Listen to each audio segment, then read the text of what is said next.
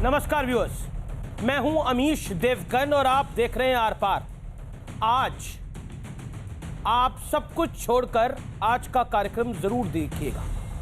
आप उत्तर भारत में रहते हैं, आप दक्षिण भारत में रहते हैं, आप मध्य भारत में रहते हैं, आप पश्चिम भारत में रहते हैं, आप भारत के किसी भी भाग में रहते हैं, आप नॉर्थ ईस्ट इंडिया में रहते हैं, आप भारत के किसी भी भाग में रहते हैं, आज का कार्यक्रम आपके लिए देखना अनिवार्य है, क्योंकि ये देश 18 साल की उम्र देता है वोट देने के लिए, और वो वोट देने की उम्र दक्षिण भारत के लिए के युवा के लिए भी उतनी है और उत्तर भारत के युवा के लिए भी उतनी ही है।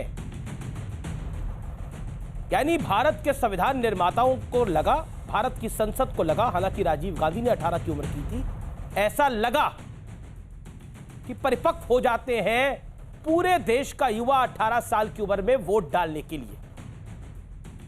लेकिन अब मैं आपको एक रियल स्टोरी बताता हूं जो हुआ है इस हफ्ते।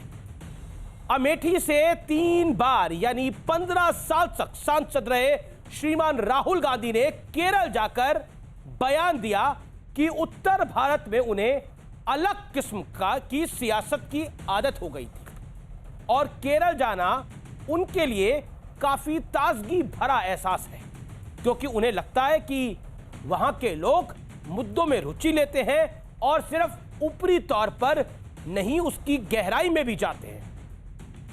अब भारतीय जनता पार्टी ने राहुल गांधी के खिलाफ मोर्चा खोल दिया है। बीजेपी कह रही है कि राहुल देश में बंटवारे की सियासत कर रहे हैं, हर जगह जाकर वो उत्तर भारत की जनता का घोर अपमान कर रहे हैं, और विरोध करने वालों में सबसे ज्यादा मुखर है केंद्रीय मंत्री स्मृति ईरानी, जो लोकसभा चुनाव में राहुल गांधी को हराकर अमेठी से सांसद बनी थी। स्मृति ईरानी कह रही हैं कि राहुल गांधी एहसान फरामोश है।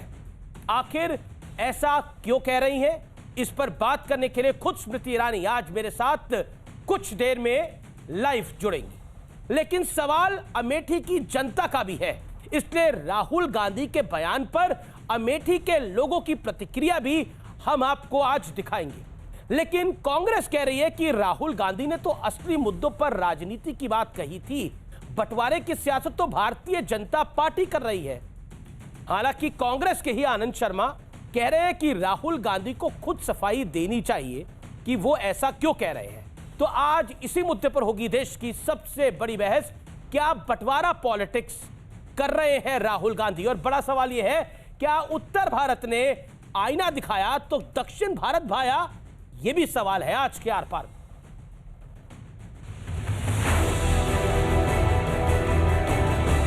वो भरम का हफीम खाए हुए।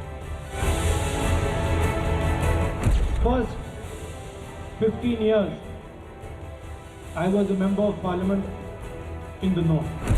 So I had got used to a different type of politics. And for me, coming to Kerala was very refreshing. I found that people are interested in issues. And not just superficially, but going into detail in issues. 15 साल तक अमेठी की जिस जनता ने राहुल गांधी को सिर माथे पर बिठाया, उस जनता के बारे में राहुल गांधी के विचार सुन लीजिए। एहसान फरामोश है राहुल गांधी कि वो संसदीय क्षेत्र जिसमें गरीब से गरीब जनता ने उनको प्रेम दिया, उनको आशीर्वाद दिया, ये जानते हुए कि राहुल गांधी ने विकास का एक काम वहां नहीं किया। मैं भी चुनाव हारी थी अमेठी से साल 2014 में, मैंने तो कोई जहर नहीं उगला। अब तक कांग्रेस का आला कमान चुप्पी साध कर बैठा है, इसका मतलब राहुल गांधी के बयान में श्रीमती वाड्रा की भी उतनी ही सहमति है। उत्तर प्रदेश के लोगों को और अमेठी के लोगों को कौन लोग अपमानित कर रहे हैं, क्या करना चाहती है कांग्रेस पार्टी, ये विभाजनकारी राजनीति है। कांग्रेस सफाई दे रही है कि राहुल गांधी तो असली मुद्दों पर सियासत की बात कर रहे थे, बंटवारे की पॉलिटिक्स तो बीजेपी कर रही है। श्री राहुल गांधी ने सबसे सार्थक आह्वान इस देश के लिए किया कि देश में मुद्दों की राजनीति होनी चाहिए, राजनीति का मुद्दा नहीं। देश में प्रेम की राजनीति होनी चाहिए, सद्भाव की राजनीति होनी चाहिए, नफरत और बंटवारे की नहीं। परंतु भारतीय जनता पार्टी ने इसमें भी उत्तर और दक्षिण के विभाजन का टूल किट जारी कर दिया। राहुल गांधी जी वही केवल स्पष्टीकरण दे सकते हैं किस परिप्रेक्ष्य में उन्होंने ये टिप्पणी करी। जो आनंद शर्मा साहब ने कहा उसके बारे में मैं क्या कह सकता हूँ।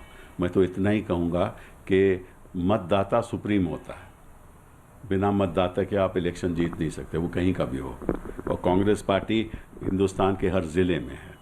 हाँ, हर ज़िले में हमारे कांग्रेसमैन बैठे हुए हैं और उत्सुक हैं कि कांग्रेस में बदलाव आए और किसी तरीके से कांग्रेस दोबारा उसी स्तर तक पहुंचे। अमेठी की जनता के मन की बात भी सुन लीजिए। अमेठी के लोगों का अपमान करके उन्होंने सिद्ध कर दिया है कि किसी के नहीं है। राहुल गांधी यहाँ पर कई वर्षों से सांसद रहे हैं, यहाँ पर उन्होंने कुछ किया नहीं। कुछ दिन पहले राहुल गांधी ने असम में एक बयान दिया था, उसे भी बीजेपी ने असम और गुजरात के लोगों के बीच बंटवारे से जोड़ा था। चाय के वर्कर को 167 और गुजरात के व्यापारी को टी गार्डन। ये जो आपको 167 मिल रहा है, इसमें ये जो है ना हम जोड़ देंगे ऐसे और आपकी जेब में डाल देंगे। 200 रुपए हर मजदूर के जेब में डालोगे तो पैसा कहां से आएगा? मैं बता देता हूं, गुजरात के व्यापारी से। सवाल है, क्या केरल में राहुल गांधी के बयान के पीछे अमेठी में हार की खींच है? आज इसी पर होगी देश की सबसे बड़ी बहस।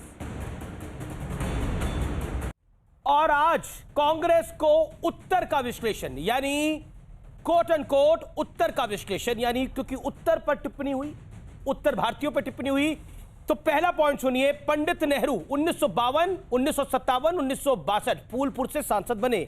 पंडित नेहरू, स्वर्गीय पंडित नेहरू, पूर्व प्रधानमंत्री इस देश के। फिरोज गांधी 1952 से 1957 रायबरेली उत्तर प्रदेश से वो सांसद रहे। बढ़ता हूं मैं आगे। इंदिरा गांधी 1967, 1971, 1980 इंदिरा गांधी रायबरेली से सांसद रही। श्रीमती सोनिया गांधी कांग्रेस की तत्काल इस समय की अध्यक्षा, 2004, 2006, 2009, 2014, 2019 रायबरेली से सांसद। उत्तर भारत ने उन्हें संसद में भेजा। मैं बढ़ता हूं आगे। 1980 स्वर्गीय संजय गांधी अमेठी से सांसद रहे, राहुल गांधी के चाचा जी। मैं बढ़ता हूं आगे।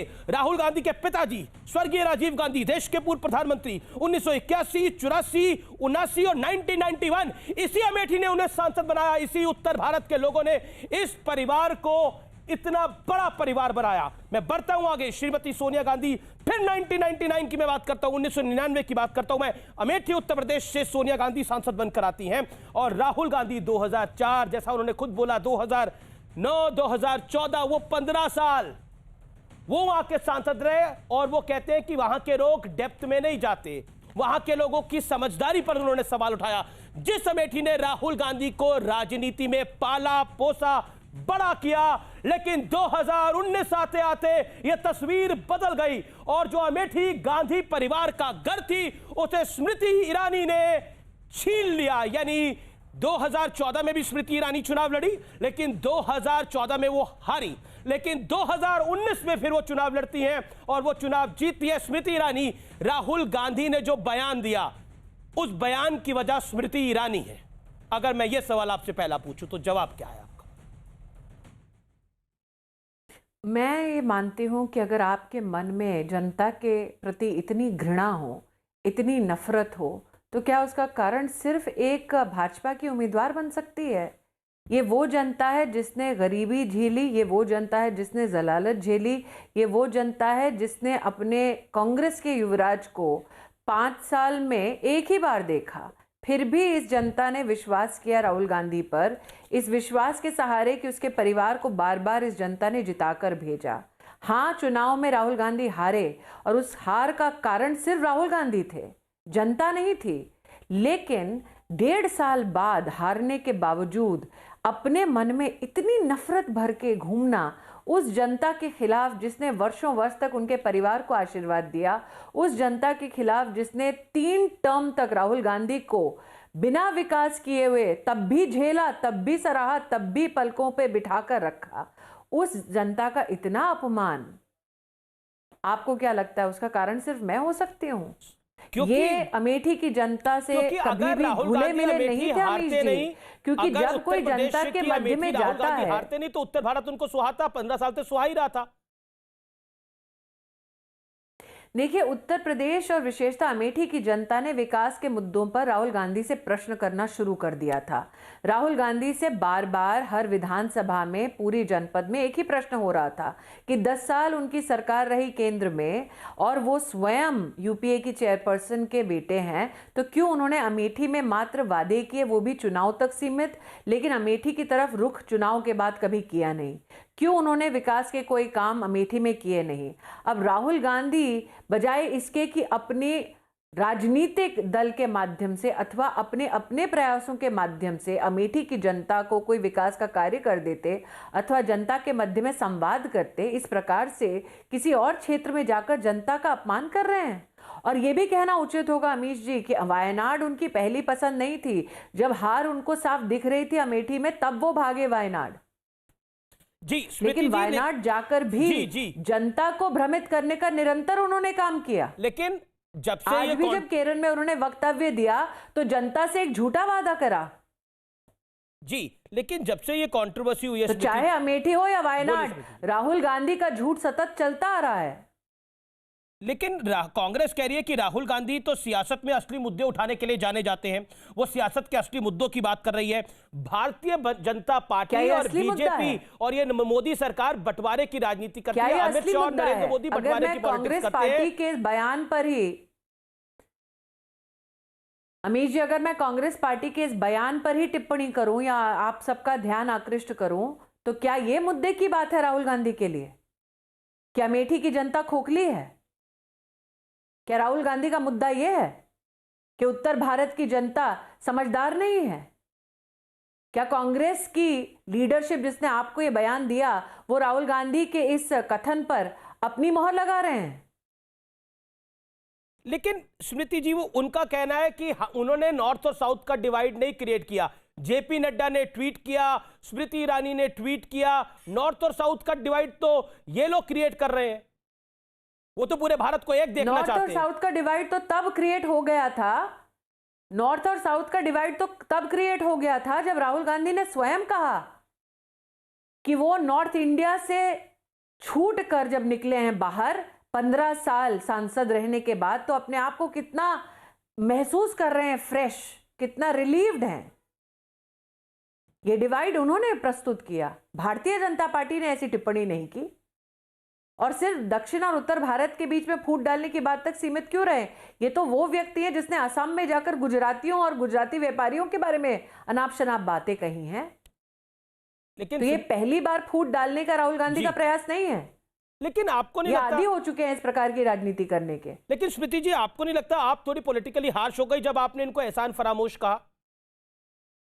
पॉलिटिकली हार्श बिल्कुल नहीं हुए अमीश जी।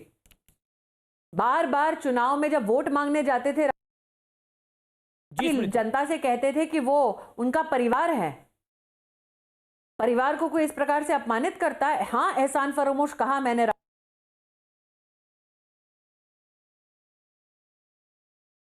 जी स्मृति, सांसद उन्होंने स्मृति, लगता है कुछ कनेक्शन में दिक्कत आ रही है, हम दोबारा रिकनेक्ट करने की कोशिश करते हैं, फ्रीज हो रहा है। स्मृति, अब आपकी आवाज आ रही है, बोलिए, एहसान फरामोश क्यों कहा आपने? जवाब। मैंने बिल्कुल कहा उनको एहसान फरामोश। 15 साल अमेठी की जनता ने एक ऐसे सांसद को देखा जो हमेशा गायब रहा, फिर भी 3 टर्म उनको दिए। 15 साल अमेठी की जनता ने एक ऐसे सांसद को देखा जो सत्ता में रहकर भी जानबूझकर अमेठी की जनता का विकास नहीं कर रहा था। 15 साल कांग्रेस पार्टी के इस युवराज को अमेठी की जनता ने झेला, पलकों पर बिठाकर रखा, सराहा, इस उम्मीद में कि कभी तो उनके अंदर का इंसान जागेगा और गरीब को, मजलूम को वो सहारा देंगे, लेकिन नहीं दिया। तो हाँ, एहसान किया अमेठी की जनता ने ऐसे कांग्रेस के नेता पर, और ये एहसान चुकाने की बजाय वो अपमानित करते हैं अमेठी की जनता को। तो हाँ, मेरी आंखों में वो एहसान फरामोश हैं। क्या आपको लगता है कि जिस तरह से राहुल गांधी ने ये बड़ी टिप्पणी करी है और उस टिप्पणी के बाद लगातार रिएक्शंस आ रहे हैं, लेकिन कांग्रेस के अपने नेता आनंद शर्मा ने कहा है कि राहुल गांधी अगर ऐसा कुछ कह रहे होंगे तो वो अपने अनुभव के आधार पर कह रहे होंगे, लेकिन साथ में वो एक लाइन ये भी जोड़ देते हैं कि इस बात का जवाब, इस मुद्दे का जवाब राहुल गांधी से बेहतर कौन दे सकता है? मुझे लगता है कांग्रेस की अंदरूनी कला इसमें साफ झलकती है। अब यह कांग्रेस पार्टी और उनके नेता स्वयं जाने कि राहुल गांधी कब क्या स्पष्टीकरण देंगे। मेरा अगर आप माने तो मुझे ऐसा लगता है राहुल गांधी के मन में जो नफरत थी वो ज़बान पे आ गई। मेरा ये मानना है कि राहुल गांधी जिस प्रकार की राजनीति करते हैं वो ना सिर्फ नॉर्थ और साउथ के डिवीजन की राजनीति है बल्कि एक अपमान की राजनीति है। अमीश जी देखिए, चुनाव मैं भी हारी थी 2014 में अमेठी से, लेकिन इस प्रकार के शब्द कभी जनता के लिए मुंह से नहीं निकले। हार और जीत राजनीतिक सफर का एक अभिन्न अंग है। जरूरी नहीं है कि हर बार हम जीते, लेकिन हाँ ये जरूरी है कि जब मैंडेट देती है जनता तो उसको स्वीकार करें, मैच्योरिटी दिखाकर, और उसका सम्मान करें। कहीं ना कहीं जनता को लगा होगा कि उस जनता की अपेक्षा पे वो खरे नहीं उतरे। विश्लेषण करने की बजाय, इंट्रोस्पेक्ट करने की बजाय वो जनता पर ही इल्जाम मढ़ते हैं, जनता को ही अपमानित करते हैं। लेकिन एक वर्ग ये भी मान रहा है, जो कि पॉलिटिकल पंडित का वर्ग है, वो कह रहा है कि ये राहुल गांधी का ट्रैप था, बीजेपी उस ट्रैप में फंस गई। राहुल गांधी और कांग्रेस अब साउथ इंडिया में बहुत अच्छा करेगी, उत्तर भारत में उसके लिए कुछ बचा ही नहीं था। यूपी बिहार में उसकी स्थिति जैसी है वो जैसी है। ट्रैप, इसका मतलब ये विश्लेषक ये मान रहे हैं कि राहुल गांधी ने अपनी पॉलिटिकल बेनिफिट के लिए जानबूझकर ये स्टेटमेंट दिया है। इसका मतलब वो विश्लेषक जो इस प्रकार की टिप्पणी कर रहे हैं वो स्वीकार कर रहे हैं कि राहुल गांधी ने जानबूझकर उत्तर भारत और उत्तर भारतीयों का अपमान किया है ताकि उन्हें कहीं ना कहीं कोई पॉलिटिकल मुनाफा हो जाए। इसका मतलब यही हुआ अमित जी। लेकिन एक तरफ तो उत्तर भारत में, उत्तर प्रदेश में प्रियंका गांधी वाड्रा घूम रही है, लगातार किसान पंचायतों में जा रही है। उन्होंने तो इतना बड़ा आरोप लगा दिया कि मोदी सरकार पर भाई के इस वक्तव्य का। जी, श्रीमती गांधी, श्रीमती वाड्रा के मुख से खंडन का एक शब्द निकला है? अभी तक तो नहीं आया। अगर आएगा तो ब्रेकिंग न्यूज बनेगी वो। तो फिर इसका मतलब श्रीमती वाड्रा का उतना ही इसमें योगदान है, उतनी ही सहमति है जितना कि राहुल गांधी का वक्तव्य है। लेकिन वो तो कह रही हैं उनका तो वक्तव्य जो आया वो ये आया ना कि भाई बहन समन्वय में काम करते हैं, समन्वय में राजनीति करते हैं। लेकिन उनका वक्तव्य तो ये आया कि मोदी सरकार भरोसे के लायक नहीं है। ये वो लोग हैं जो गोवर्धन पर्वत भी बेच सकते हैं, कहीं वही ना बेच दे। देखिए, जिसका पति स्वयं जमीन खरीदता है, किसानों से लूटता है, वो गोविंद और गोवर्धन की बात नहीं करे तो बेहतर है। आज भी अमेठी की जनता को जो राहुल गांधी कोस रहे हैं ना, उसी अमेठी की किसानों की जमीन हड़प कर स्वयं राहुल गांधी बैठे हैं। आपके कार्यक्रम में मैं सालों साल से निवेदन करते आ रही हूं कि दोगलापन छोड़े गांधी खानदान और कम से कम अमेठी के किसान की जमीन जो हड़प कर बैठे हैं वो लौटा दें। ऑर्डर है, लेकिन उस ऑर्डर का सम्मान नहीं किया। किसान के खिलाफ कोर्ट में गए हैं गांधी खानदान के लोग। तो ऐसा परिवार जी जो गरीब की जमीन लूटता है वो गोविंद की ना बात करे ना गोवर्धन की, तो बड़ी कृपा होगी। ऐसा परिवार जो देश के एक न्यायालय में जाकर एफिडेविट देता है कि राम नाम के इस देश में कोई भगवान नहीं थे, वो अगर हिंदू धर्म के बारे में ना बात करें तो बेहतर होगा। ऐसा परिवार जिनको मंदिर सिर्फ तब याद आते हैं जब वोटों की गिनती होने वाली होती है, वो हिंदू समाज के बारे में टिप्पणी ना ही करे तो बेहतर है। अगला सवाल ये है कि चलिए, ये तो बेहतर है कि वो हिंदू समाज के बारे में बात ना करें, आप जैसा कह रही हैं, लेकिन आजकल आप इटालियन में ट्वीट कर रही हैं राहुल जी को समझाने के लिए, ऐसा क्यों? जी, क्योंकि अगर वो हिंदी, अंग्रेजी, बंगला, गुजराती, पंजाबी, मराठी में ना समझें तो कम से कम उस भाषा में तो समझें जिस भाषा में वो पले बड़े हैं। लेकिन दुख की बात यह है अमीश जी कि मत्स्य पालन मंत्रालय के संदर्भ में जब इटालियन में भी उनको जवाब दिया स्वयं मत्स्य पालन विभाग के मंत्री ने, तब भी आज भी जाकर राहुल गांधी ने उस झूठ को दोहराया। और एक विषय से मैं जोड़ना चाहूंगी, मत्स्य पालन मंत्रालय के संदर्भ में राहुल गांधी ने स्वयं संसद में एक प्रश्न किया था।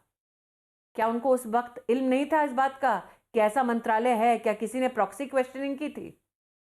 अथवा ये जानते हुए कि इस प्रकार का मंत्रालय है, राहुल गांधी ने केरल की जनता को अपमानित करते हुए उनको झूठा वादा किया?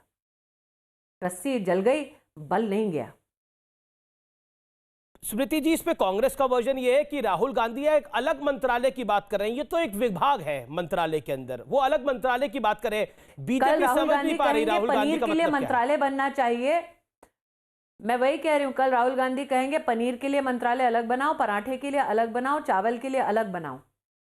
अब एक अमीश जी, राजनीति वो होती है जब तीर निशाने पे जाकर लगे।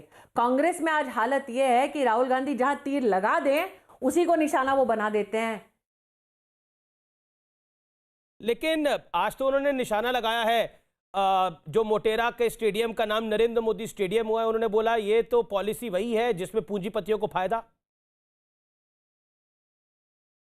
मुझे लगता है कि राहुल गांधी उठते जागते और उनकी पार्टी उठते जागते नरेंद्र मोदी का जितना जाप करती है, उससे नरेंद्र मोदी की राजनीतिक सामाजिक जीवन में और वृद्धि होती है। वो बार बार मोदी जी का जाप करते रहें। मेरा ये मानना है जिस प्रकार की राजनीति राहुल गांधी करते हैं, उस प्रकार की राजनीति में शायद राहुल गांधी स्वयं ये संकेत दे रहे हैं कि जब तक राहुल गांधी स्वयं देश को कांग्रेस से मुक्त ना कर दें तब तक वो चैन से बैठेंगे नहीं। स्मृति जी, आप बीजेपी की गुजरात में नरेंद्र मोदी के ऊपर टिप्पणी करके क्या हश्र हुआ कांग्रेस का, अपने स्थानीय निकाय के चुनाव के परिणाम में कल देख लिया है। लेकिन क्या आपको लगता है स्मृति जी, जैसे आप बीजेपी के वरिष्ठ नेता हैं, केंद्र में मंत्री है, क्या बीजेपी राहुल गांधी के इस बयान को लेके उत्तर प्रदेश की सड़कों पे उतरेगी? क्योंकि एक साल बाद चुनाव भी है। आज आपके चैनल के माध्यम से, सभी मीडिया आउटलेट्स के माध्यम से यह बयान घर घर पहुंच गया है, ना सिर्फ उत्तर भारत में बल्कि देश भर में। मुझे लगता है अमीश जी, विषय इससे ज्यादा बड़ा है जी। एक नेता, उसका काम है कि वो एक ध्वज, एक संविधान के नीचे अपने देश को जोड़कर रखने की बात करे। लेकिन राहुल गांधी वो एक ऐसे नेता हैं जो देश की राजधानी में भारत के टुकड़े होने के नारे का समर्थन करते हैं, जो असम में जाकर गुजरात और गुजरातियों को अपमानित करते हैं, उनको कलंकित करने का काम करते हैं, दक्षिण में जाते हैं तो उत्तर भारत के खिलाफ आग उगलते हैं। तो ये व्यक्ति जो पॉलिटिकल विश लेकर अपने दिल में घूमता है, जी, वो क्या वाकई में देश की जनता का उत्थान कर पाएगा? ये व्यक्ति जो एक मत्स्य पालन मंत्रालय के बारे में तक झूठ बोल देता है, जानकारी के अभाव में नहीं लेकिन जानबूझकर असत्य की धरा पर खड़े होकर एक असत्य की नई इमारत बनाने की चेष्टा करता है, क्या वाकई में ये व्यक्ति देश के किसी भी कोने में जाए, ये व्यक्ति क्या सकारात्मक काम कर सकता है? जी स्मृति जी, प्रश्न ये उठता है कि वो व्यक्ति जो कहता था कि politics is a state of mind, imagine his state of mind that if he is defeated he has nothing but hatred for you. Ji Smriti ji, बहुत बहुत शुक्रिया बेबाक बात करने के लिए न्यूज 18 से और न्यूज 18 के दर्शकों से। Thank you so much, pleasure having you as always, thank you so much. और अब मैं चर्चा का रुख करता हूं, मेरे साथ भारतीय जनता पार्टी के वरिष्ठ प्रवक्ता और सुप्रीम कोर्ट के वरिष्ठ वकील गौरव भाटिया जी हैं। मेरे साथ कांग्रेस की पार्टी की नेता प्रवक्ता सुप्रिया श्रीनेत है, जो खुद उत्तर प्रदेश से आती है। सुप्रिया जी, आपका भी अभिनंदन है, आपने अभी केंद्रीय मंत्री स्मृति ईरानी जी को सुना। मैं आपसे जानना चाहता हूं, राहुल गांधी ने जो बयान दिया उसके साथ कांग्रेस के वरिष्ठ नेता कपिल सिब्बल और आनंद शर्मा भी नहीं खड़े हो रहे हैं। क्या आपको लगता है वाकई राहुल गांधी से मिस्टेक हो गई है, गलती हो गई है? मैं इसका जवाब दूं उससे पहले, क्योंकि स्मृति ईरानी जी ने करीब 20 मिनट मुझे इंतजार कराया। आप उनका शो कर रहे थे और केंद्रीय मंत्री हैं, बिल्कुल उनका इंटरव्यू करना चाहिए।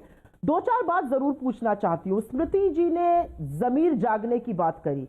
स्मृति जी, आपका जमीर कब जागेगा, ये मैं जरूर पूछना चाहती हूँ, क्योंकि आपका जमीर तो सत्ता के लोभ और सुख में ऐसा सोकर दम तोड़ चुका है कि आप दौड़ दौड़ कर पेट्रोल और गैस पे बात करती थी, ऐसी चुप्पी आपने साध ली। आप तो महिला बाल विकास मंत्रालय की मंत्री हैं, हाथरस हो जाता है, बिटिया के ऊपर चरित्र हनन होता है, आप ही के प्रवक्ता और मुख्यमंत्री रेप के कहते हैं रेप नहीं हुआ, आप अपनी चुप्पी नहीं तोड़ती। शाहजहांपुर हो जाता है, उन्नाव हो जाता है, सेंगर जेल चला जाता है, आपके मुंह की चुप्पी नहीं टूटती। तो स्मृति ईरानी जी, आपका जमीर कहां मर गया? स्मृति ईरानी जी भ्रष्टाचार की बात कर रही हैं। वर्तिका सिंह ने बड़े गंभीर ब्राइबरी के आरोप, घूस के आरोप लगाए हैं आप पर, नेशनल कमीशन ऑफ विमेन में उनको मेंबर बनाने के लिए। उस पर आपने अपनी चुप्पी क्यों नहीं तोड़ी स्मृति जी? ये मेरा दूसरा सवाल है। पॉलिटिकल मैच्योरिटी की वो बात करती है ना, तो पॉलिटिकल मैच्योरिटी में उनको गुजरात के स्थानीय निकाय चुनाव याद आ जाते हैं, लेकिन वो ये भूल जाती है कि पंजाब के स्थानीय निकाय चुनावों में, हरियाणा के स्थानीय निकाय चुनावों में, राजस्थान के स्थानीय निकाय चुनावों में भाजपा का सुपड़ा साफ हो गया, उस पर वो सांप सूंघ लेती हैं। तो स्मृति ईरानी जी की सेलेक्टिव मेमोरी पर मुझे तरस आता है। शायद सत्ता का लोभ, सत्ता का सुख ऐसा होता है। ठीक है, अब आप मेरे सवाल का भी, सुप्रिया जी मेरा निवेदन है, आप मेरे सवाल का भी जवाब दीजिए। क्या राहुल गांधी ने पॉलिटिकल मैच्योरिटी दिखाई जिसको लेकर आनंद शर्मा और कपिल सिब्बल भी पल्ला झाड़ रहे हैं? राहुल जी ने क्या कहा? राहुल गांधी जी ने जो कहा उसमें उन्होंने एक बात कही जो शायद स्मृति ईरानी जी की समझ से ही परे है। आप समझाइए अभी। उनको दिक्कत है राजनीति की, मैंने सुना ना, राजनीति की ऐसी संस्कृति से जिसकी प्रतीक स्मृति ईरानी और बाकी उनके लोग हैं पार्टी के। राजनीति की एक संस्कृति जो शायद दक्षिण भारत को भारत का हिस्सा ही नहीं मान रहा है। क्यों? क्योंकि केरला में उनकी 1 सीट है, आंध्र प्रदेश में 4 है, तमिलनाडु में 0 है और तेलंगाना में 5 है।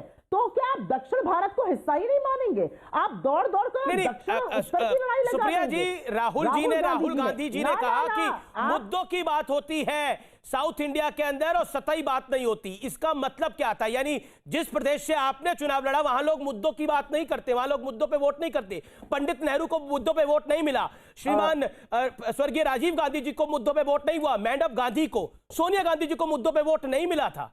बताइए, राहुल गांधी को 3 बारी मुद्दों पे वोट नहीं मिला था, वो सताई लोग थे। एक बार अमेठी हारने की खीज है ये क्या? आप ये तो मानेंगे नहीं, ये अमेठी हारने की खीज नहीं है, ये वास्तविक मुद्दों पर राजनीति करने की अड़ी है। और मुझे लगता है कि हर इसमें मुद्दा क्या था? मुद्दा समझाइए ना, इसमें वास्तविक मुद्दा क्या था कि उत्तर भारत के लोग ज्यादा समझदार नहीं है, इसमें वास्तविक मुद्दा है क्या? समझाइए आप प्लीज। आपको मैं 30 सेकंड और देता हूं, गौरव भाटिया इंतजार कर लेंगे। और 30 तोड़ मरोड़ के मैं 30 क्या, मैं 20 सेकंड में बोल जी। आप अगर तोड़ मरोड़ के उनके वक्तव्य को प्रेजेंट करेंगे तो मैं उसमें अपनी हामी नहीं भरूंगी। उन्होंने कहीं पर भी उत्तर को सतही भारत नहीं कहा, उन्होंने कहा कि दक्षिण में लोग ज्यादा समझना चाहते हैं, इसमें क्या आपत्ति हो सकती है? अरे एक जगह का अगर महिमा मंडल हो रहा है, मुझे पता है ऐसा क्यों है। ऐसा इसलिए है क्योंकि आज इस देश में 66% जगह पर भाजपा नहीं है। तो क्या भाजपा और हमारे प्रधानमंत्री जी वहां के प्रधानमंत्री नहीं है?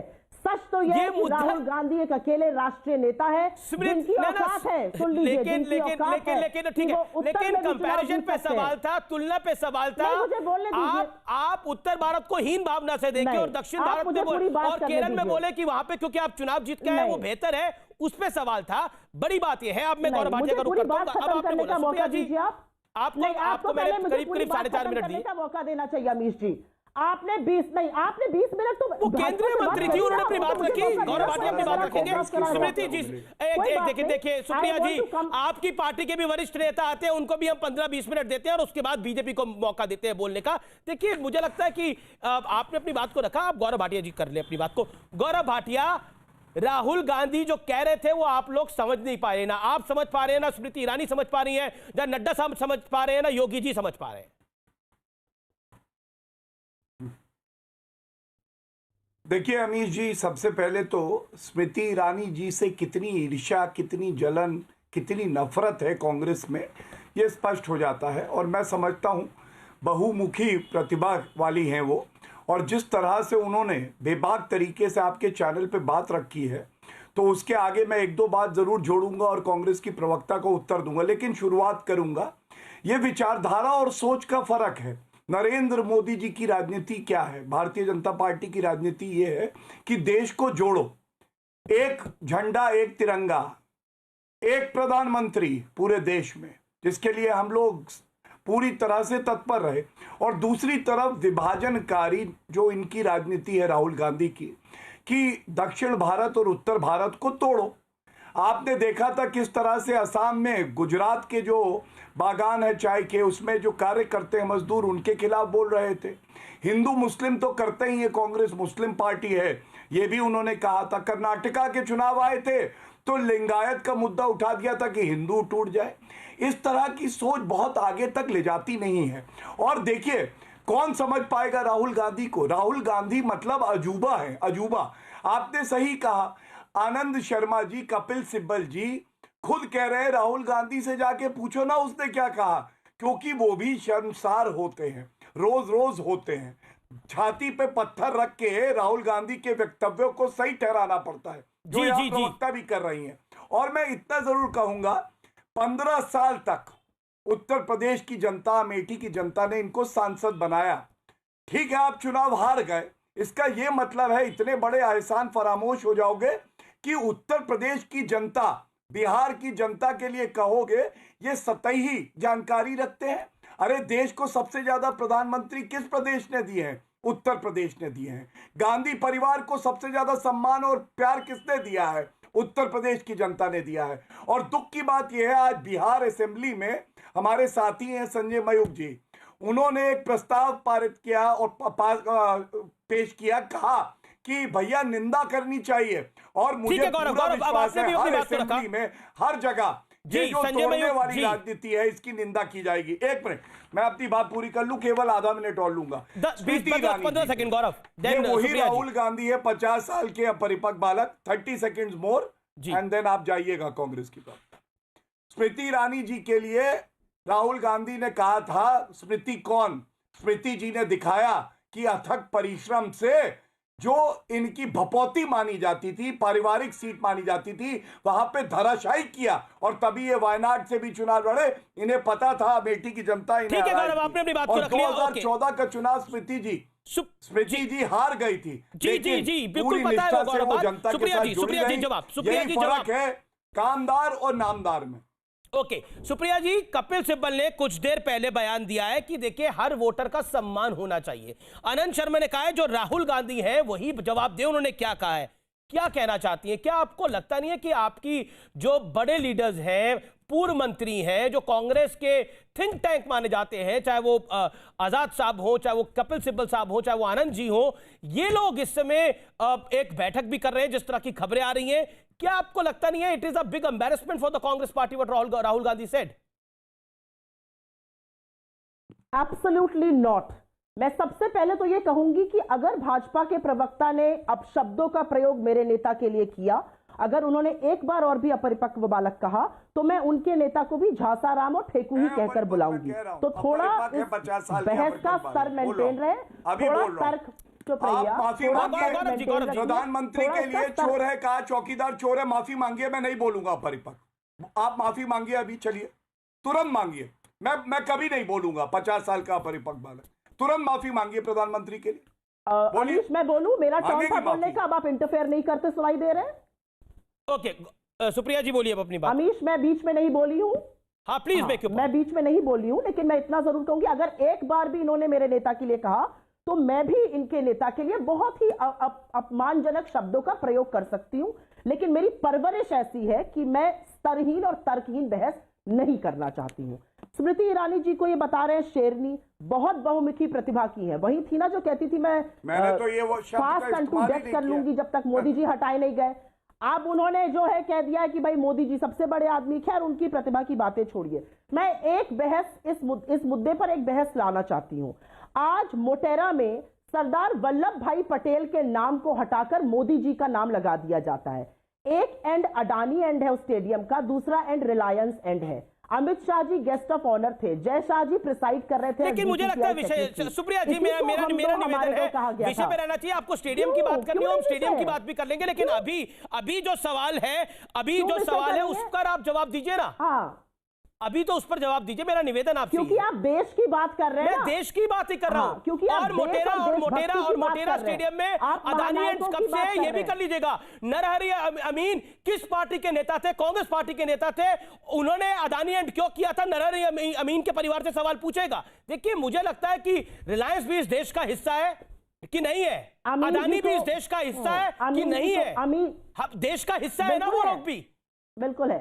इस देश की जीडीपी में उनका भी बड़ा योगदान है ना। एसोसिएशन ने तो फिर विषय ये है नहीं ना सुप्रिया जी। मुझे लगता है महत्वपूर्ण ये है कि इस समय मुद्दा ये है कि राहुल गांधी ने जो कुछ कहा उसको लेकर आपके नेता भी नाराज है। इसका जवाब क्या है? आपके जासूस हो गई। एक सेकंड गौरव जी, शांत रहिए। बिल्कुल नाराज नहीं है, ये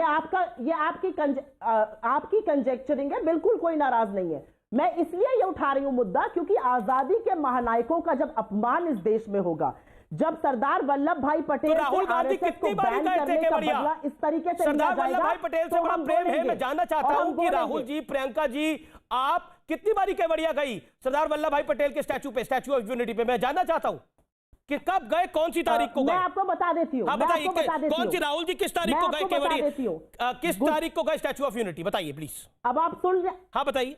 हाँ अब आप सुनिए मेरी बात। सरदार सरोवर योजना हमने शुरू करी उनके नाम से। First international statue of unity कब गए राहुल गांधी? मैं सवाल पूछ रहा हूं, ये शुरू किया एमपी का शासन। नहीं, स्टैचू ऑफ यूनिटी में तो मुझे डर लग रहा है मोदी जी अपनी प्रतिमा ना लगा दे, उसका नाम नरेंद्र मोदी। वहां तो सरदार पटेल की प्रतिमा लगी हुई है ऑलरेडी। गांधी जी, वहां तो सरदार पटेल की प्रतिमा लगी हुई है, विश्व की सबसे ऊंची प्रतिमा है। आप गई नहीं उधर क्या अभी? तो उनका सरदार पटेल तो आप ही के नेता थे। स्टेडियम में सरदार पटेल का नाम भी तो लगा हुआ था, क्या तुम नहीं जानते अमीश? उस स्टेडियम पर तो सरदार पटेल का नाम भी लगा हुआ था, उसको हटा दिया गया, मोदी जी ने अपना लगा दिया। करघे पर बैठे थे गांधी जी, 2017 के कैलेंडर से हटाकर मोदी जी बैठ गए। तो हो सकता है भैया कल को नोट में भी मोदी जी छप जाए, क्या पता इस देश में क्या हो रहा है। ठीक है, गौरव भाटिया जवाब, इस देश में क्या हो रहा है पता नहीं है, इस देश में क्या हो रहा है पता नहीं है, लेकिन एग्जैक्टली कपिल सिब्बल ने क्या बोला है मैं आपको सुनाता हूं। कपिल सिब्बल ने बोला है कि हर वोटर का सम्मान होना चाहिए। सुनिए कपिल सिब्बल ने क्या बोला। मेरी बात भी सुन लो अमीश, क्या हो गया भाई? जो आनंद शर्मा साहब ने कहा उसके बारे में मैं क्या कह सकता हूँ। मैं तो इतना ही कहूँगा कि मतदाता सुप्रीम होता है, बिना मतदाता के आप इलेक्शन जीत नहीं सकते, वो कहीं का भी हो। और कांग्रेस पार्टी हिंदुस्तान के हर ज़िले में है। हाँ, हर ज़िले में हमारे कांग्रेसमैन बैठे हुए हैं और उत्सुक हैं कि कांग्रेस में बदलाव आए और किसी तरीके से कांग्रेस दोबारा उसी स्तर तक पहुँचे। आखिर में उन्होंने बोला मैं कांग्रेस के कार्यकर्ता हर जिले में बैठे हुए हैं, कांग्रेस में बदलाव आए, कांग्रेस के कार्यकर्ता हर जिले में हैं। सुप्रिया जी, कपिल सिब्बल क्या सही बोल रहे हैं या गलत बोल रहे हैं? मैं उत्तर दे, आनंद शर्मा क्या सही बोल रहे हैं गलत बोल रहे हैं? Hold on Gaurav ji, 25 second Supriya ji देना आप। मुझे लगता है आनंद शर्मा जी और कपिल सिब्बल जी ने कहीं पर भी इस बात का खंडन नहीं किया। उन्होंने कहा किस कॉन्टेक्स्ट में राहुल जी ने कहा है वो राहुल जी ही बता सकते हैं। और क्योंकि हम लोगों ने पूरी स्पीचेस सुनी है तो मैं आपको उसका कॉन्टेक्स्ट बता रही हूँ। अगर शो पर कांग्रेस का रिप्रेजेंटेशन मैं करने आई हूँ तो मेरी बात आपको सुननी पड़ेगी। तो सुनी रहा हूं मैं तो आपकी बात। क्या आप मान रही है कि कपिल सिब्बल की बात ना सुनी जाए? क्या आप मान रही है आनंद शर्मा जी की बात नहीं सुनी जाए? नहीं, बिल्कुल सुनी जाए, बिल्कुल पार्टी का थिंक टैंक है, उनकी बातें बिल्कुल सुनी चाहिए। एक चीज बिल्कुल मैं एक चीज और सुनाना बताइए ना, ये कपिल सिब्बल जी ने कहा कि मतदाता का सम्मान होना चाहिए, इसका मतलब क्या है? इसका मतलब यह है कि भाजपा मतदाता जहां का भी होगा वो समझदार ही होगा, टुकड़ा साफ है, मतदाता जहां का भी होगा वो समझदार ही होगा। बिल्कुल, तो और क्या कहने की कोशिश कर रहे हैं वो? तो फिर राहुल गांधी क्यों कह रहे हैं कि उत्तर प्रदेश के मतदाता के विवेक पे वो प्रश्न चिन्ह लगा रहे हैं, उत्तर प्रदेश के नहीं उत्तर भारत के? नहीं लगा रहे हैं, ये आपको लगता है, मुझे नहीं लगता वो लगा रहे हैं, बिल्कुल नहीं लगा रहे हैं। वो इनकी राजनीति पे प्रश्न चिन्ह लगा रहे हैं, इसमें ढोंगी गंदी विभाजनकारी राजनीति। ठीक है, आपने बात को कर रख दिया। गौरव भाटिया, आपकी ढोंगी गंदी और विभाजनकारी राजनीति पर वो लांछन लगा रहे हैं, वो नॉर्थ और साउथ का डिवाइड नहीं कर रहे। देखिए, मैं ऐसे ही नहीं कहता हूं, मैं बड़ी जिम्मेदारी से आज कहता हूं कि कांग्रेस के पास आज दिशा ही नहीं है, कोई विचारधारा नहीं। अमीर जी, किसी और पार्टी में ऐसा हो सकता है कि एक सदन में कांग्रेस के जो सांसद है वो बैठे रहे, दूसरे सदन से उठ के चले जाए, जो अभी हमने देखा था। क्या किसी और पार्टी में ऐसा हो सकता है कि प्रियंका वाड्रा गांधी उत्तर प्रदेश में राजनीति चमकाने का प्रयास करें और राहुल गांधी जाके कह दे कि जो उत्तर भारतीय लोग हैं वो परिपक्व ही नहीं है, वो सताही राजनीति करते हैं? और ये इसलिए है कि उत्तर प्रदेश से इन्हें नफरत है। अमीर जी, एक सीट रह गई इनकी लोकसभा में, कभी इनका वर्चस्व होता था। आज उत्तर प्रदेश और बिहार में क्या हालत है कांग्रेस की, ये हम लोग सब जानते हैं। दूसरी बात, बिल्कुल स्मृति ईरानी जी शेरनी की तरह है, उन्होंने हिम्मत नहीं हारी, वापस गई, जीत के दिखाया। और जिसने कहा था स्मृति कौन, वो चूहा बिल में घुस गया जब स्मृति जी ने दहाड़ा, और वो अमेठी कभी वापस नहीं जा पाया। तीसरी बात, इन्होंने कहा कि सम्मान जो है वो दूसरों का नहीं होता, नरेंद्र मोदी जी के नाम पे ही जो है स्टेडियम का नामकरण कर दिया है। तो मैं इनको बता दूं वहां स्पोर्ट्स कॉम्प्लेक्स भी है, सरदार पटेल जी के नाम पे ही है। और ये वो पार्टी बोल रही है अमीश जी जिसने जवाहरलाल नेहरू ने खुद को भारत रत्न दिया, ठीक है, इंदिरा गांधी ने खुद को भारत रत्न दिया। लेकिन अब 1 मिनट रुक जाइए अमीश जी, रुक जाइए, मैं अपनी बात पूरी कर लूं प्लीज। ठीक है गौरव, जब बात आई सरदार पटेल की, बोलते हैं अमीश जी क्या हो गया था है? नहीं सुप्रिया आप अपनी बात को रखिए। गौरव नहीं, मैं अपनी बात पूरी कर लूं क्या Supriya? Amish ji? Gaurav 10 seconds complete yourself, then Supriya Shrinet. Thank you. हाँ देखिए, समय एक तो बराबर से दीजिए तो अच्छी चर्चा होगी। अमीश जी आपका वेतन बता रही थी, शायद कोई प्रवक्ता भत्ते पे होंगे कांग्रेस पार्टी में, दिहाड़ी मिलती होगी तो वो दूसरों का वेतन जासूसी से पता कर लेते हैं। ये चर्चा ओछी हो जाती है। मैं केवल एक बात कहूंगा, 40 साल तक इंतजार क्यों कराया आपने? सरदार पटेल जी को भारत रत्न क्यों नहीं मिला? BR अंबेडकर जी को क्यों नहीं मिला? उनका सम्मान हमारी सरकार कर रही है क्योंकि वो भारत के लिए सम्मानजनक है और इसीलिए कहते हैं कांग्रेस में केवल और केवल वंशवाद।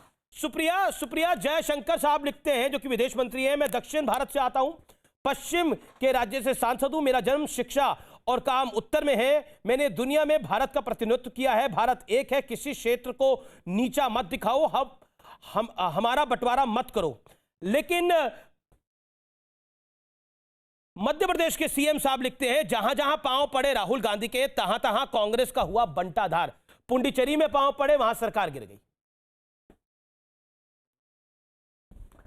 पहले तो भाई भाजपा, उनके सारे प्रवक्ता, उनकी भक्त मंडली, उनके मुख्यमंत्री, उनके मंत्री सब डिसाइड कर ले कि राहुल गांधी को वो सीरियसली लेते हैं या नहीं लेते। अगर आप क्या चाहते हैं, सीरियसली लिया जाए या नहीं लिया जाए? एक शब्द कहने पे सुप्रिया जी अच्छा पॉइंट आपने बोला, मैं जान रहा हूं, आप क्या चाहते हैं, राहुल जी को सीरियसली लिया जाए या नहीं लिया जाए? बिलबिला क्यों जाते हैं? अमीश जी मेरी आपसे ये दरख्वास्त है कि जैसे आप उनको निर्विरोध बिल्कुल आपको भी मैडम मैं दूंगा, मेरा आपसे एक छोटा सा सवाल है, उसके बाद मैं नहीं सवाल आपसे पूछ रहा। आप मुझे बताइए, राहुल जी को आप चाहती है सीरियसली लिया जाए या नहीं लिया जाए? आपका क्या वक्तव्य है इस पर? राहुल गांधी जी जैसा शेर तो पूरे हिंदुस्तान में नहीं है, तो उनको सीरियसली लेंगे तो इनका बैंड नहीं बच जाएगा। ये सुन लीजिए, अब ये सुनना चाहते थे, सुन लिया आपने। अब मेरी एक बात सुनिए, इनके सब लोग बेवकूफ जैसे हंसेंगे, इनके सब लोग जो है वो पूरे उतर जाते हैं। एस जयशंकर जी को, एस जयशंकर जी की थोड़ी मेरा निवेदन स्वीकार करिए, उनसे उम्र में,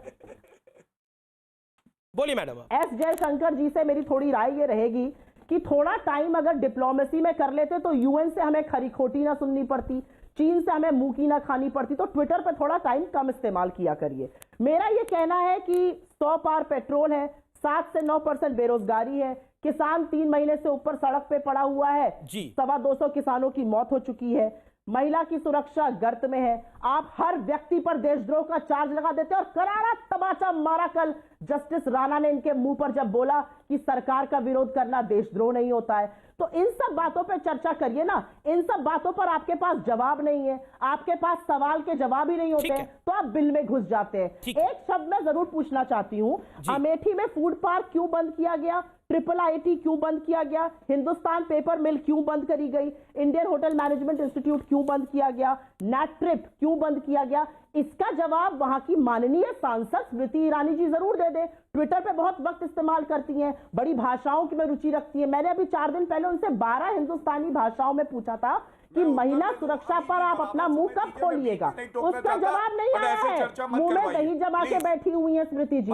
ठीक है, आप सुप्रिया आपने अपनी बात को रख लिया। सुप्रिया जी आपको भी वक्त मिल गया, लेकिन इन्होंने बोला राहुल गांधी तो एक शेर है, अगर उनको आप सीरियसली लेंगे तो आपका बैंड बच जाएगा गौरव भाटिया। ये सुप्रिया जी ने अभी वक्तव्य दिया और इसके बीच में भी वो बहुत कुछ बोला, लेकिन इस दोनों बातों का जवाब दीजिए क्विकली गौरव जी। देखिए मैं एक बात बताऊं, जो पिद्दी चूहे के बिस्किट खा लेते हैं वो उसको शेर समझने लगते हैं। तो ऐसा ही हश्र यहाँ प्रवक्ताओं का भी लग रहा है कि ये लोग पिद्दी और पिद्दी तो आप के लोग जो राहुल जी को सीरियसली लेते हैं कि नहीं लेते हैं? मैं बताता हूँ, इन्होंने अमेठी की बात करी। अमीश जी मैं दे रहा हूँ आपको, बिल्कुल दे रहा हूँ। इतने अपरिपक्व हैं आप, मुझे बताइए जो कहते हैं कि मत्स्य विभाग नहीं है, मत्स्य जो है वो मंत्रालय नहीं है, जो कहते हैं लोकसभा में 546 सीटें हैं, जो कहते हैं गरीबी एक मानसिकता है, जो कहते हैं भारत में लोकतंत्र खत्म हो गया है क्योंकि वो हार रहे हैं, और गद्दाफी और सद्दाम हुसैन भी चुनाव जीते थे लोकतंत्र में। अब ऐसे सोच के व्यक्ति को आप अपरिपक्व नहीं बुलाएंगे तो क्या बुलाएंगे? तीसरी बात अमेठी की करी। अमेठी की जनता ने करारा थप्पड़ मारा था। किसको मारा था हमें पता है, हार गए थे ना चुनाव। वही जवाब था कि आप अपने परिवार का विकास करेंगे और अमेठी की जनता को भूल जाएंगे तो लेकिन कांग्रेस की नजर में, कांग्रेस प्रवक्ताओं की नजर में राहुल गांधी तो शेर है। हाँ, तो मैं कह तो रहा हूं, बहुत से चूहे शेर बताते हैं। ठीक है, पिद्दी लोगों की यही लक्षण है। लेकिन एक बात और बोल दूं और अंत करूंगा जी। न्यायालय के थप्पड़ की बात हो रही थी, 1 मिनट 15 सेकंड लूंगा। न्यायालय के थप्पड़ पे बता दूं, सर्वोच्च न्यायालय के बड़े हाथ का थप्पड़ जब राहुल गांधी के गाल पे पड़ा ना राफेल में झूठ बोलने के लिए, उस थप्पड़ की सूजन आज भी राहुल गांधी के गाल में है। सर्वोच्च न्यायालय के बड़े हाथ का थप्पड़ था, तो इसलिए झूठ बोलते हुए पकड़े गए। ठीक है, ओके गौरव आपने भी अपनी बात को रखा, वो हमें मानना है, हम उसका सम्मान जी जी। इस समय की बड़ी खबर है कि गुलाम नबी आजाद के घर बैठक हुई है जिसमें आनंद शर्मा, भूपेंद्र हुड्डा शामिल हुए हैं। कुछ सदस्यों से फोन पे बात हुई है, ये इस समय की बड़ी खबर है। सूत्रों के मुताबिक असंतुष्ट गुट के नेता राहुल गांधी के इस बयान से असहमत है, ऐसा माना जा रहा है। सोर्सेस के हवाले से ये खबर आ रही है। Supriya, quickly reply to Gaurav Bhatia.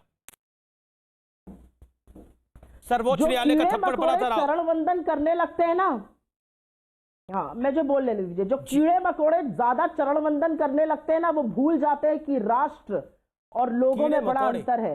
वो ये भूल जाते हैं कि जिन लोगों ने इस देश के, क्यों वो हमें पिद्दी कह रहे थे तब आपको दिक्कत नहीं हुई थी? अगर मैं कीड़े मकोड़े कह रही हूं तो आपको दिक्कत भी नहीं होनी चाहिए। वो भी तो पिद्दी कह रहे थे तब आपने दिक्कत नहीं दिखाई थी। अब मैं कीड़े मकोड़े कह रही हूं तब भी आपको दिक्कत नहीं होनी चाहिए। मोदी जी ने तो बड़ी बड़ी बातें करी थी। थप्पड़ मारा कि नहीं राहुल गांधी के मुंह पे? पिद्दी और पिद्दी की प्रवक्ता, ये इतना खिसिया क्यों जाते हैं, इतना बौखला क्यों जाते हैं? जब ये हारने लगते हैं तो बौखला जाते हैं, ये पर्सनल हो जाते हैं। पार्ले जी खाओगी? नहीं, पर्सनल नहीं हो रहा, पर्सनल नहीं हो रहा। वो याद है लैला ओ लैला आक्रोश रैली। ये है हालत कांग्रेस पार्टी की। पुडुचेरी गया, सिकुड़ते जा रहे हो, मैग्नीफाइंग ग्लास से ढूंढना पड़ेगा कहां है आपका चूहा। गौरव मेरा निवेदन है, मर्यादित भाषा का दोनों तरफ से इस्तेमाल होना चाहिए। लिए आप शब्द बोले, शर्म नहीं आती? आप चर्चा करेंगी, अपने पैरों पे खड़े होकर प्रवक्ता बने हैं। सुप्रिया, आपके युवराज की तरह नहीं चुनाव हार गए, योग्यता नहीं है। देखिए, मुझे ब्रेक के लिए अब रुकना पड़ेगा। मैं उसके बाद सुप्रिया आपके पास आता हूं। मैं ब्रेक के लिए रुक रहा हूं, ब्रेक के बाद आर पार जारी है। देश का नंबर 1 डिबेट शो, लोकप्रिय डिबेट शो आर पार। मैं सीधा रुख करता हूं सुप्रिया जी, मैं 15 साल उत्तर भारत में सांसद था। उत्तर भारत की राजनीति अलग थी। केरल आना ताजगी भरा एहसास है, क्या अमेठी में ताजगी भरा एहसास नहीं था? आप महाराजगंज से चुनाव लड़ी थी। देखिए, चुनाव में हार जीत होती रहती है, ये सिक्के के दो पहलू हैं, लेकिन क्या आपके लिए वो ताजगी भरा एहसास नहीं था? ये तो आपके वोटर पर भी सवाल है। और आप मुझे बताइए, 1952 से 2014 तक और 2019 तक मैडम गांधी हैं सांसद अभी भी रायबरेली से। इस परिवार को कितना कुछ दिया उत्तर भारत ने और उत्तर प्रदेश ने। जी हाँ, बिल्कुल ऐसा है कि अगर हम समझना चाहें तो हम सत्य समझेंगे, अगर नहीं समझना चाहें तो हम वैसे ही बिहेव करेंगे जैसे भाजपा के प्रवक्ता और लोग बिहेव करते हैं। उन्होंने एक्चुअली क्या दिक्कत हो गई भाजपा को? उन्होंने भाजपा की संकीर्ण और विभाजनकारी राजनीति पर टिप्पणी करी, जो वो यहां पर करते हैं। मैडम, पूरे बयान में भाजपा का नाम नहीं है जो मेरे पास है कुछ, इसलिए वो परेशान है। इसमें वो बोलते हैं भाजपा के लोग ऐसे, वो उत्तर भारत की राजनीति अलग थी, उत्तर भारत भाजपा का नहीं है। नहीं, संकीर्ण और विभाजनकारी नीतियां जो मोदी जी की हैं, जो उनके प्रवक्ताओं की, और जिस बदतमीजी से इन्होंने अभी बोला है, ये इनकी परवरिश, इनका बैकग्राउंड, इनकी अपब्रिंगिंग दिखाता है। जिस तरह से ये मुझसे बात कर रहे थे ब्रेक से पहले, मेरी परवरिश ये है कि मैं दंगल में गिरकर इतनी गंदी ना हो जाऊं जितना सामने वाला हो। तो मैं कोई भी अभद्र भाषा का प्रयोग इस आदमी के लिए नहीं करूंगी। गौरव भाटिया, सुप्रिया जी आपने अपनी बात को रखा। गौरव भाटिया आपकी बात है। दो कौड़ी का ये कोई डिबेट नहीं है, दो कौड़ी की प्रवक्ता है ये, और इनका मर्यादा दोनों तरफ से रखी जाए। शेर से नहीं, चूहे से बदतर है वो। तमीज सिखाइए इनको। वरना अभी और ठीक तुम जो करूंगा मैं यहीं पे। लताड़ मार के लात मार के भगाए गए थे सपा से और भाजपा में आके दिल में घुस गए, उसका क्या गौरव भाटिया? छोड़िए लात मार बदतमीजी के कम किया करो, निहायती बदतमीज और बेहुदे आदमी हो तुम। पिद्दी की तोतलाना बंद प्रवक्ता करो पहले तो, बदतमीज, टीवी पे आते हो। बदतमीज प्रवक्ता, 2 कौड़ी की हैसियत तुम्हारी नहीं, जमानत तुम्हारी जब्त होती है, आता जाता कुछ है नहीं, नखरे इतने तुम्हारे, काम धाम तुम्हें आता नहीं है। ओके, सुप्रिया कुछ कह रही है। पत्रकार बन के दलाली कर रही थी, चरण वंदन करता है, बदतमीजी करता है, बहुत ही गिरा हुआ आदमी है, इससे तमीज से बात करिए, इसको बंद करेगी, बदतमीज कहेगा। राहुल ये गांधी किस तरह से बात करता है, ये इसकी परवरिश और इसका बैकग्राउंड दिखाता है। दलाल है ये दलाल आदमी है। नहीं, देखिए मुझे लगता है कि दोनों की मेरा निवेदन है कि इस तरह की भाषा का इस्तेमाल ना हो, लेकिन मतदाता सुप्रीम होता है। कल तक ईवीएम पे सवाल उठता था, अब मतदाता पर भी सवाल उठ गया है, लेकिन मुझे लगता है सुधारना अपने आप को चाहिए। मतदाता को उसे पता है क्या करना है। कपिल सिब्बल और आनंद शर्मा ने बिल्कुल जायज बात कही कि मतदाता सुप्रीम होता है, यानी आपको सब पता है। और आज का निष्कर्ष यह है कि जय हिंदुस्तान का मतदाता, उसे पता है उसे क्या करना है। नमस्कार, जय हिंद।